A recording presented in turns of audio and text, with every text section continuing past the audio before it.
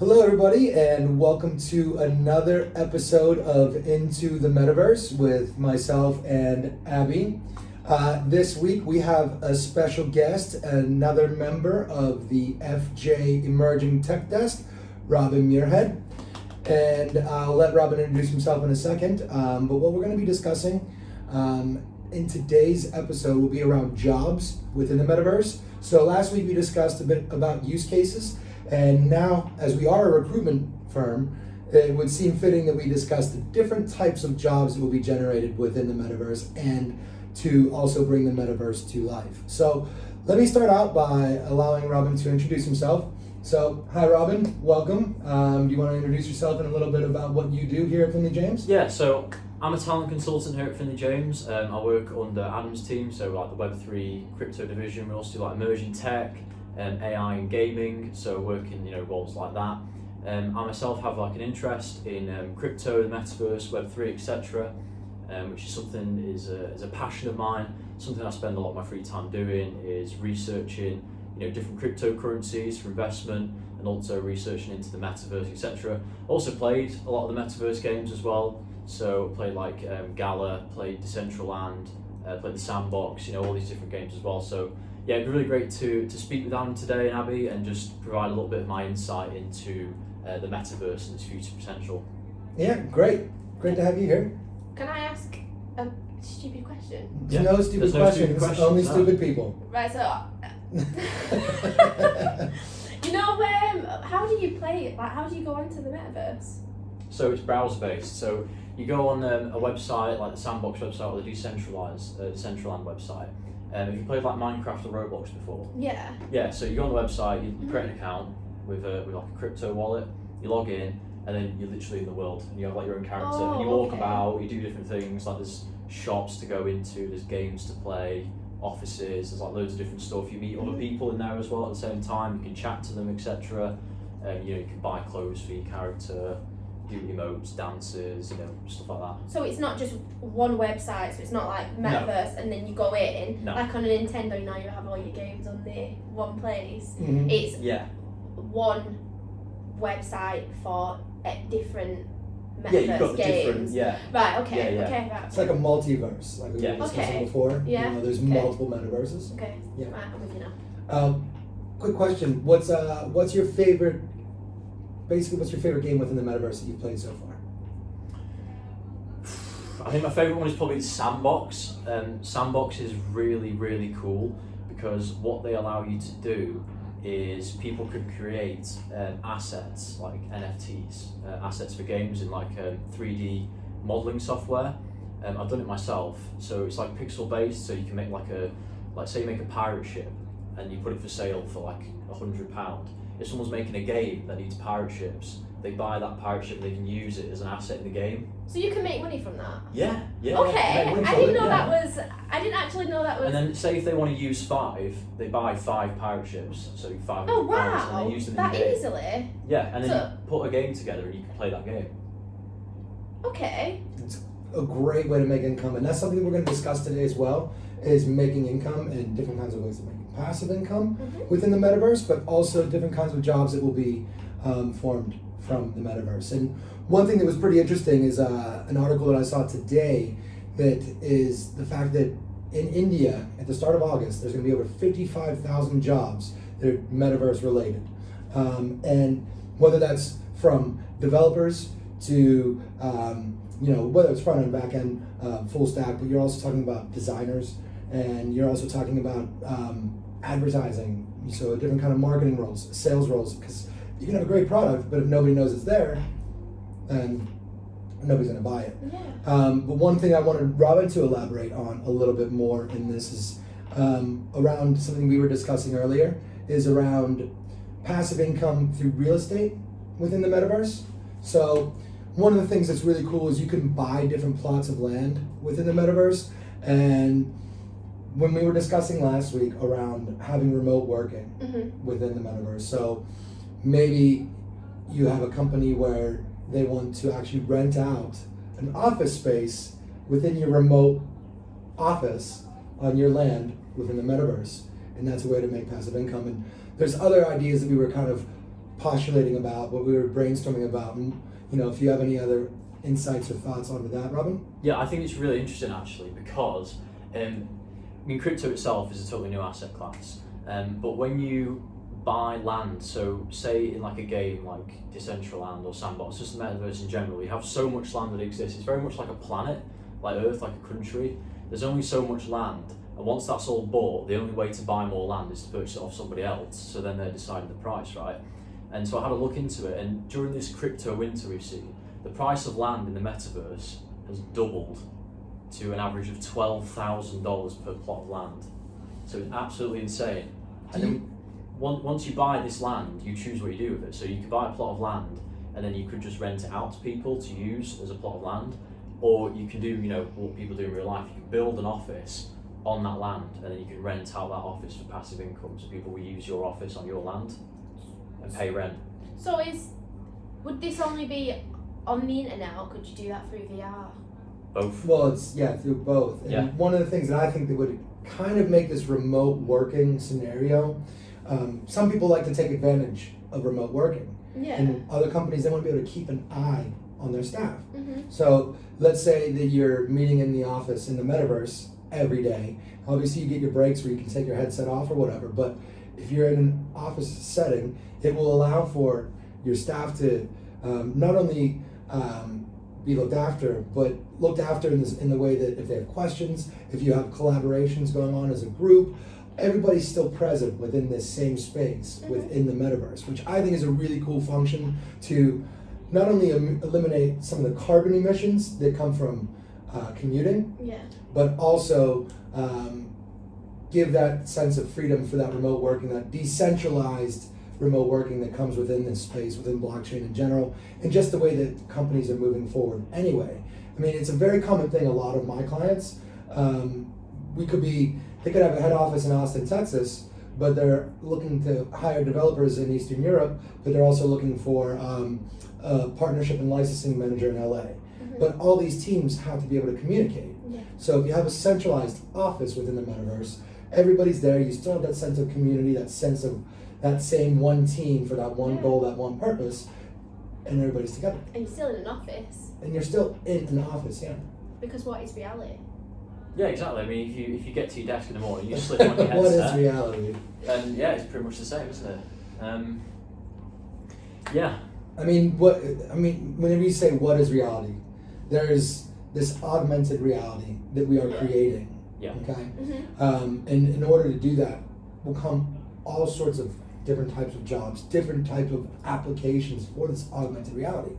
Who's going to run the servers? So you're going to have to be somebody outside running the servers. Yeah. Unless we can move to that holo chain. I sent you a message today, David.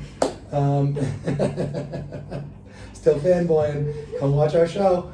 But you can. Who's going to run the servers? Who's going to actually operate the different types of metaverse? So you have to have people running each and everything. You have to have people selling it. You have to have mass adoption for this first, though, to make it viable. Because real estate right now, in the real world, in reality, once the lockdowns all began, a lot of commercial real estate prices fell because there was no need for these remote offices anymore because nobody could work remotely due to the restrictions, right? So a lot of different companies, you saw a massive sell-off of all these spaces. So there's kind of a void right now, at least what I think. Yes, we still work in our offices and many companies are moving back to that, but many companies have found a model that works to save them money to not have to do that. But bringing them in to see that there's actually a benefit to renting property or buying property within the metaverse, that's going to kind of be the next step, I think, to making these virtual offices something that's realistic. Yeah. But also education as well. Mm-hmm. Like we briefly touched on before, it's that in-person learning. So you're going to need people that are going to want to get that in-person learning because it shows that it actually is better. You absorb more information. But you're also going to need professors. It's going to create more jobs, because maybe university costs go down. Yeah. I mean, maybe. That's not happened in a long time. But maybe the university costs go down because they don't have to actually have the physical buildings anymore.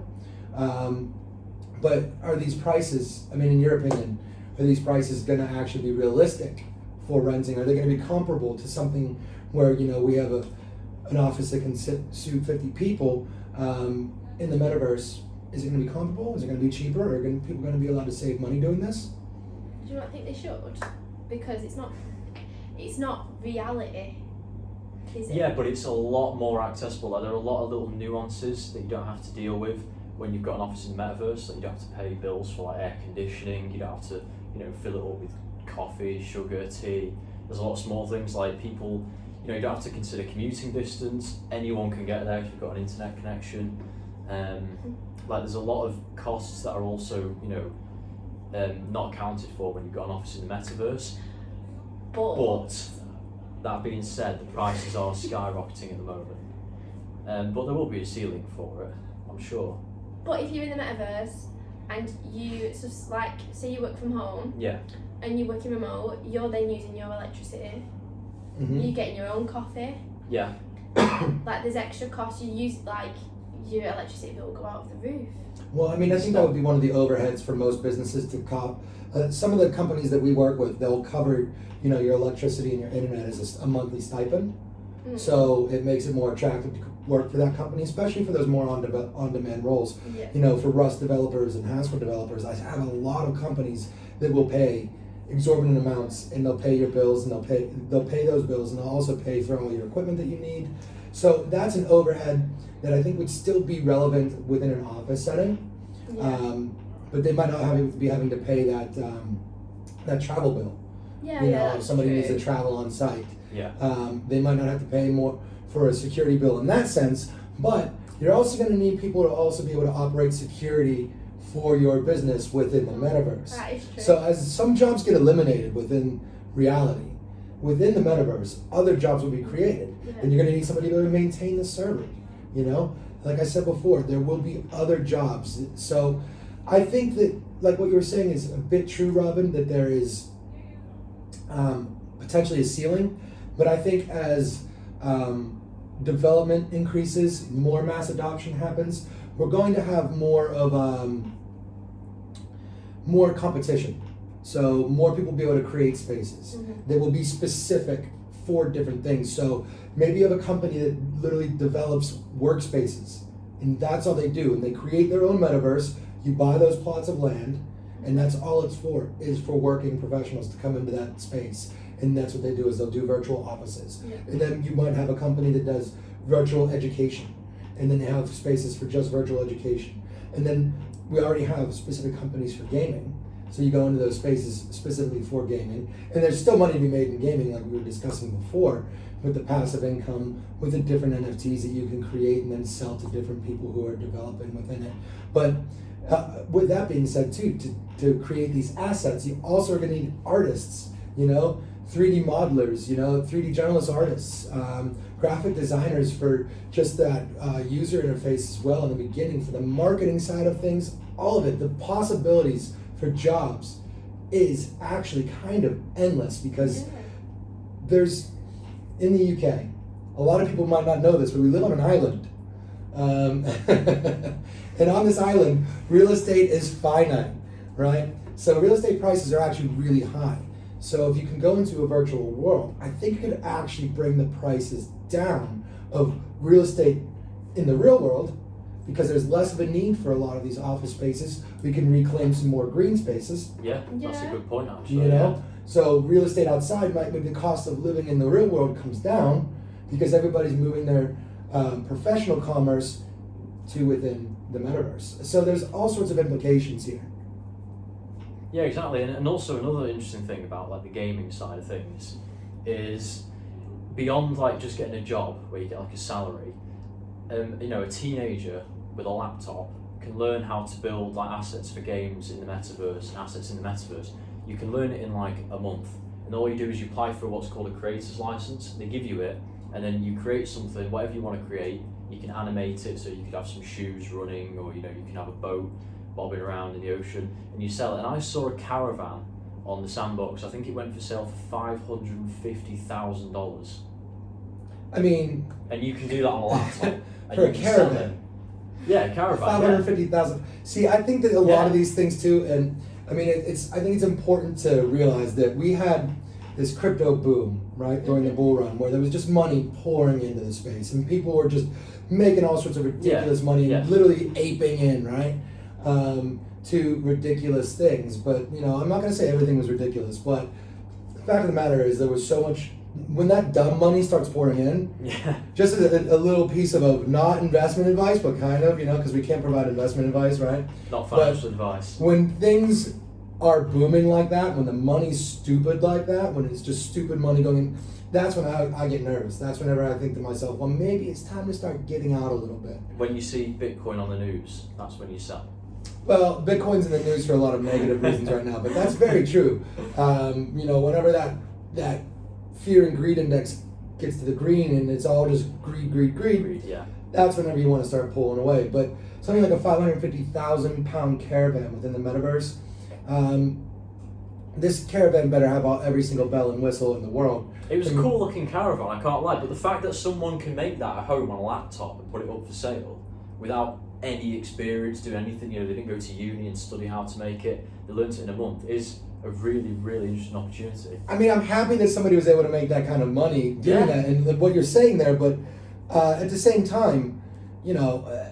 it's easy to get involved in the metaverse. It's really easy to get involved. I appreciate that. Is it? Yeah. Because I don't think I could. What would I do? All you need is a crypto wallet, and then you log in. But if you don't know anything about crypto, and it's exchange Start price. watching my videos. She should start watching my videos, you know? I do have a blog talk video that all four of you do watch every once in a while. You're not promoting yourself on here. So, no, because... You create a wallet. But it's in different cryptocurrencies, it's not just in one... Yeah, but a wallet can support like a vast array. So there's one called MetaMask, which is attached to your browser. And basically you create the account, you don't have to buy any crypto. You create that wallet, and then you use that to log in. Like you log in with your wallet, so it's tied to your account. So if you make any money in the metaverse, you know, you're doing anything, it all goes through that wallet. And you can exchange it to pounds? Yeah, you can pull it out, yeah, if you want to, yeah. I mean, but slow down here. That's not what we do here, okay? We don't exchange to We fiat. leave it in crypto. Yeah, we exchange it to like a stable coin if we need to, and then or we can swap it on something like a pancake swap. You know? Yeah. Or we put it in a stable coin like UST. Yeah, exactly. Yeah, So, but if people don't know about the no, because you say US, it's easy. USDT, But I don't know anything about that. not UST. I know like 2 cryptocurrencies. You don't need Which to ones do you know? Which ones? Ethereum, Yeah. Ethereum, yeah. VeChain, and Bitcoin.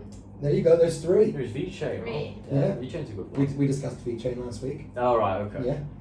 But you're yes, that's what you're catching It's like, on. It's but like supply and this logistics. is good though. And you know what? It really isn't hard to set up a MetaMask wallet. You could literally go online and there's 10-minute YouTube tutorials on how to set up a MetaMask wallet. It takes literally barely any brain power to actually do it. And then I'm not saying I'm not yeah, a little bit. Hey, so I'm gonna need a ladder because I've got a shovel and I'm digging myself in it right now. But the fact of the matter is, it's really easy to do. It's really easy to set up a MetaMask wallet, and it's easy to get involved in the metaverse. But pulling it back a little bit to what we were discussing about a 550,000 pound caravan.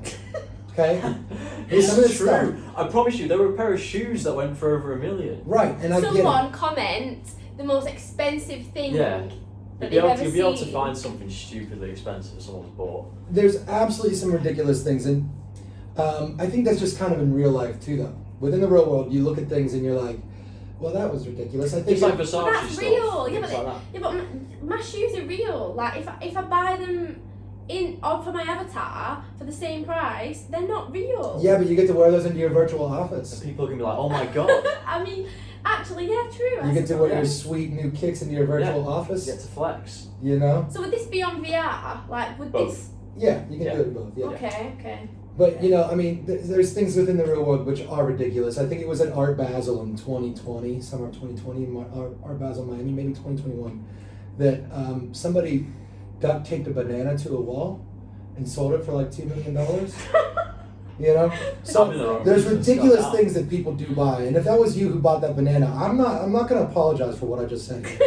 That's kind of ridiculous. You know, it was a banana duct taped to a wall. I mean, I think it tells a story. You know, why is it duct taped to a wall? Because this guy Why wanted to is- make $2 million. He's gonna buy it. There's particularly, you know, it's nice bananas duct taped to the wall. And how long did it take to rot, right? And then where'd you? Yeah, but then it's like a metaphor for time passing, isn't it? It's like a clock.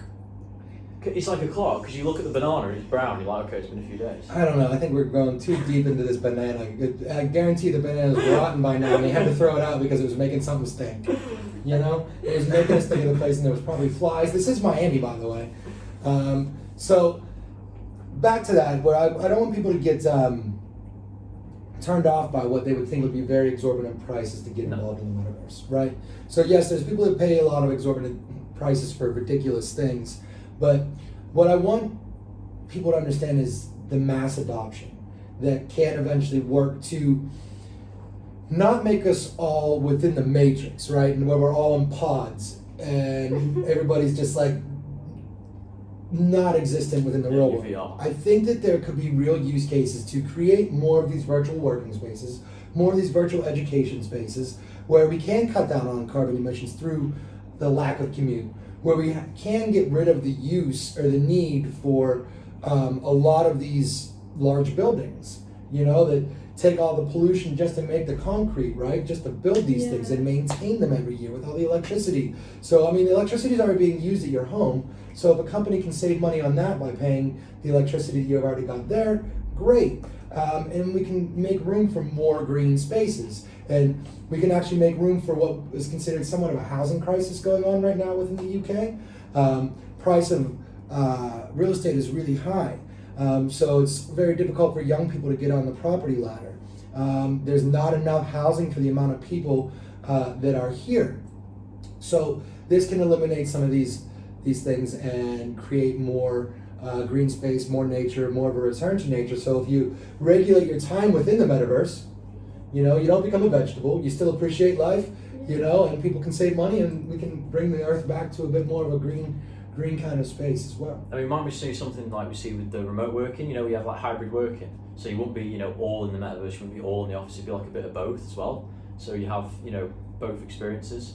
I mean, yeah, but that kind of eliminates certain things you can't do in real life that you can do in the metaverse. I get what you're saying, but I mean, that my whole idea around, you know, if people are going to actually bring this on and spend the money that it takes to rent out property within the metaverse, they're going to want to get their return on their investment. They're not going to want to do a dual investment into a physical office as well as this metaverse office. It's just not going to be practical. And then also, like, if we can see the prices of commercial real estate start to decline, and then, you know, you have more of that that less of a need, and that's how we're going to grow back reclaim some of this land, I think. And it's just something that I think it's a good proper use case for it. And if, you know, you want to talk to people about the energy consumption, a lot of people, Bitcoin, for example, gets a lot of bad news in the press for how much money it costs, or how much energy rather that it costs to mine. There's a couple things that I got to say about that. Fiat currency, so your actual physical bills, your dollars or your pounds, all of these things take a lot of energy to actually mass produce this. And not only that, it's going to take energy to store it, all this physical money, right? Well, the same goes for all these offices. It takes tons of energy. So pulling people out of that mindset and getting rid of that mainstream narrative that's normally told, normally the articles that come out about Bitcoin and the cost of the mining is actually sponsored by large hedge funds. They want to see the price of Bitcoin go down so they can buy up more cheap Bitcoin. So just remember, you know, where you're getting your information from. Look into who's telling you these things. But a big thing that's a movement right now is the green energy movement. And I think that the metaverse can actually make the world a bit more green than we actually currently are in with these lack of commute and the lack of the need for these physical spaces. Now, I'm not saying that there needs to be an elimination of all commercial real estate. I still want to be able to go out to a restaurant. I still want to be able to take my daughter to the arcade, right? You know, and do these cool things. The metaverse might eliminate a bit of the need for the arcade as well. But, you know, the restaurant aspect, that physical aspect of being around people Yeah. is still very, very important. And Finlay James, we just had our summer social on Friday. I had a 3-day hangover, but it is what it is. Had a really good time though. Thanks for sponsoring that, Finlay James. But it's important that we have those kind of things, those physical meetups. We met up with the London team as well, so that was really great to get to see everybody. And in the metaverse, we could be working with people in the London office, but we never actually get to physically see them. But it's important to have the things like we just had this past weekend and have different kinds of socials as well. That's kind of where my head is. It's just a matter of bringing mass adoption. So my question for you, Robin, is what do you think could sway people into bringing in this mass adoption? I think it's a combination of, so like you mentioned before, like if a company wants to recruit people from all over the world, they want to have that office space, and also if it's accessible to everyone. So they might have to provide people with a laptop that's capable of actually running whatever they're doing, as well as internet access if they haven't got it, etc. But I think what we're seeing is, I think a lot of these large companies, so when we discussed earlier with Roblox, it looks like they're building the foundations for this. So 260 roles Roblox are hiring for at the moment in the metaverse space, and I think one of the roles was a marketing director, $430,000 a year. And then just the regular software developers. We don't have that role on right now, but we're going to obviously have to go after it. Thanks for mentioning a role that we don't have right now specifically, but that's all right, Robin. Even the software engineers are earning like $230,000 a year. Hey, Roblox, we'll help you. So they are making a significant investment into it. So obviously they see the future use case for it. Yeah, absolutely. I mean, and that's just kind of within the gaming space, but there's so much more, like we were discussing. Yeah, absolutely. 55,000 new roles. What do you think, Abbey? Would you want to work within the metaverse, or do you like more of this in person? I don't know much about it to make comment. Okay. But as a marketer in the metaverse, I don't know. I'd have to trial it. Yeah. I'd have to go for an interview first in the metaverse, see what it's like in the office, there. If I'd like it, and then I'll let you know. That's actually kind of cool, thinking about interviewing within the metaverse. Yeah. Right, it's a cool idea. You meeting up and you're showing off your digital office, And yeah. Yeah, that is. That's a cool idea. Well done, Abbey. Yeah, well done, Abbey. There you go. All right. Yeah. Patting herself on the back again. But you turn up with your $1.2 million NFT trainers. Yeah, and riding in your 550-pound caravan, and then you pull up to your office and beep, beep, beep, beep, beep, beep, beep, beep. So this is Abbey driving. Anyway. This is me driving my caravan.